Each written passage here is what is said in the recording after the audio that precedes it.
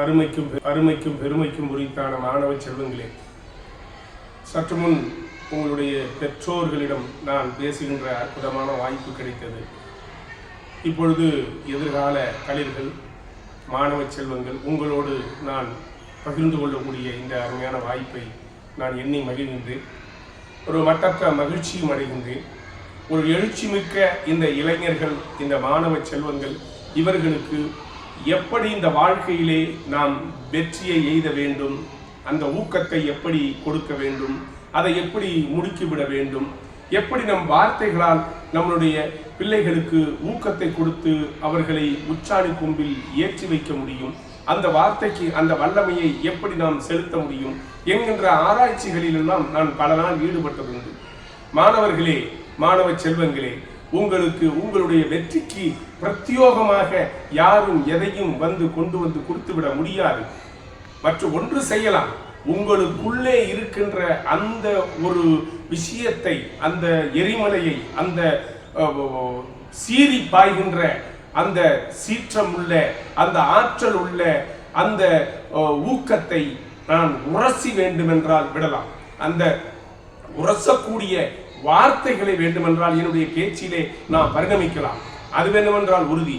அந்த முயற்சியிலே தான் நான் இன்னைக்கு இந்த மாணவ செல்வங்களுக்கு சொல்ல போற ஒரே ஒரு செய்தி தான் இது. இந்த முழுக்க உங்களுடைய வெற்றி என்பது, உங்களுடைய வாழ்க்கையின் உயரம் என்பது உங்களுடைய எண்ணத்தை பொறுத்துதான் என்பதுதான் என்னுடைய செய்தி. அது எப்படி சார் அப்படின்னு சொன்னா, இன்னைக்கு நான் இங்க நிக்கிறேன் பேசுறேன் அப்படின்னு சொன்னா, நான் உங்களை மாதிரி படிக்கின்ற காலத்திலே என்னை என்னுடைய உறவினர்கள் எல்லாம், இவெல்லாம் உருப்பிடுவானா, இவெல்லாம் தேர்வானா ஏன்னு சொன்னால், அப்பொழுது ரொம்ப சினிமா பைத்தியமாக சினிமா தேட்டருக்கு அடுத்து அலைஞ்சு திரிஞ்சு கமல் படத்தையும் ரஜினி படத்தையும் பார்த்து தெரிஞ்சேன் அன்னைக்கு படிக்கிற வயசுல. அப்ப என்னை பார்த்து என்ன உறவினர்கள்லாம், இவன் படிக்கிறதுல கவனம் இல்லை, படிக்கிறதுல ஒரு முழுமையான ஈடுபாடு இல்லை, இவனோட ஈடுபாடெல்லாம் சினிமான்னு சொல்லிட்டு லீவு கிடைச்சா போதும் சினிமா தேட்டருக்கு ஓடி போயிடுறான், இவன் படிக்க போறான், எங்க உருப்பட போறான் அப்படின்னு சொன்ன நிலையில நான் எப்படிப்பட்ட மனநிலையை வளர்த்து கொண்டேன் என்றால், இன்னைக்கு படிக்கின்ற உங்களையும் ஏசி இருக்கக்கூடும், உங்களையும் அவமானங்கள் எட்டி இருக்கக்கூடும், அசிங்கங்கள் எட்டி இருக்கக்கூடும். அதனால் நீ தோண்டு போய்விடக்கூடாது என்பதற்காகத்தான் என்னையே நான் உதாரணமாக உனக்கு நான் சொல்கின்றேன். அப்பொழுது நான் என்னுடைய மனதில் நான் இந்த ஆட்டோ சஜஷன், அதாவது என்னுடைய மைண்டுக்கு என்னுடைய ஆட்டிடியூட் ஃபார்ம் ஆகின்ற அந்த ஒரு இடத்துக்கு நான் என்ன செய்தியை கூறிக்கொண்டேன் என்றால், இன்றைக்கு என்னை இப்படி பேசுகின்ற இவர்களெல்லாம் ஒரு நாள் மூக்கு மேல விரல வைக்கிற அளவுக்கு, வியந்து பார்க்கிற அளவுக்கு நான் உயர்ந்து வாழ்ந்து காட்டுவேன் என்கின்ற எண்ணம் மட்டும் எனக்குள்ள இருந்தது.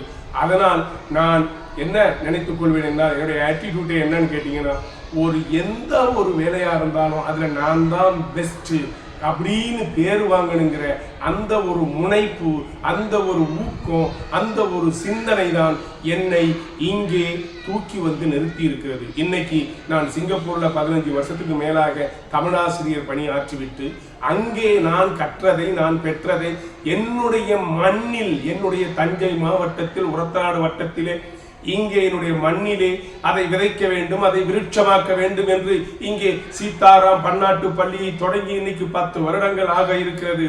இன்னைக்கும் நான் கிட்டத்தட்ட 600-700 மாணவர்கள் இங்கே இந்த சிபிஎஸ்இ பள்ளியில படித்து 10ஆம் வகுப்பு 2 வருடம் மிக மிக அற்புதமான வெற்றிகளையும் பெற்று என்னுடைய மாணவர்கள் உயர்ந்து கொண்டிருக்கிறார்கள் என்றால், இந்த காரியம் எனக்கு எப்படி சாத்தியமாகும் என்றால், அது என்னுடைய எண்ணம் தான், என்னுடைய எண்ணம் கொடுத்த ஊக்கம் தான், அந்த ஊக்கம் கொடுத்த ஒரு உற்சாகம் தான் இந்த இடத்துல நான் நிற்கிறேன். எனவே மாணவ செல்வங்களே, உங்களுக்கு நான் இந்த பேச்சிலே விட்டு செல்ல இருப்பது ஒன்றே ஒரு செய்திதான்.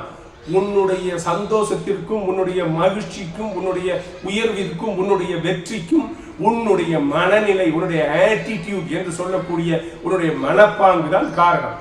அந்த மனப்பாங்கு எப்படி கிரியேட் பண்ண வேண்டும் என்றால் அது நீ வாழ்ந்த சூழலினால் கூட அது பாதிக்கப்பட்டு இருக்கலாம். பட் இப்பொழுது நீ ஒரு சுய மோட்டிவேஷனாக, செல்ஃப் மோட்டிவேஷன், உன்னை உன்னை மோட்டிவேட் பண்ணக்கூடிய ஒரு தருணமாக இன்னைக்கு இருக்கிறது. நம்மளை சுத்தி நம்மளை பின்னுக்கு இழுக்கக்கூடிய ஏகப்பட்ட பிரச்சனைகள் நம்மளை சுத்தி வரிசை கட்டி கொண்டு இருக்கின்றன.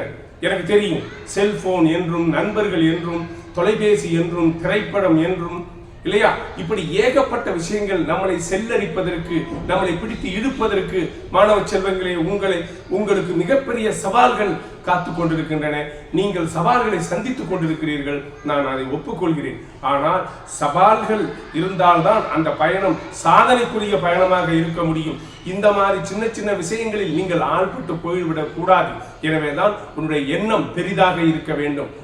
உன்னுடைய தேடல், உனக்கு வேண்டியவை பெரிதாக இருக்க வேண்டும். அப்படி ஒரு நினைப்பு, அப்படி ஒரு சிந்தனை உனக்கு வர வேண்டும். அதுதான் உன்னுடைய வெற்றி, மகிழ்ச்சி அத்தனைக்கும் உரியதாக இருக்கும் என்று இந்த தருணத்திலே உங்கள் மனதிலே விதைத்து விடைபெறுகிறேன். நன்றி, வணக்கம்.